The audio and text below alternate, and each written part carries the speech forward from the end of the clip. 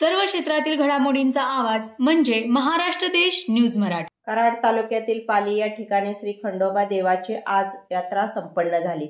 आज शनिवार दिनांक 11 जानेवारी 2025 हा या यात्रेचा मुख्य दिवस असून पहाटेपासूनच दर्शनासाठी भाविकांनी गर्दी केली होती। लाखो भाविकांचे श्रद्धास्थान आणि कुलदैवत असणाऱ्या कराड तालुक्यातील पाली खंडोबाचे दर्शन घेण्यासाठी आज प्रचंड भाविकांचा जनसागर उसळला होता। भंडारा आणि खोबरं यांची उधळण करत मोठ्या भक्तिभावाने भाविकांनी खंडोबाचे दर्शन घेतले। लाखो भाविकांच्या उसळलेल्या या गर्दीचे दृश्य आपण या ठिकाणी पाहत आहोत।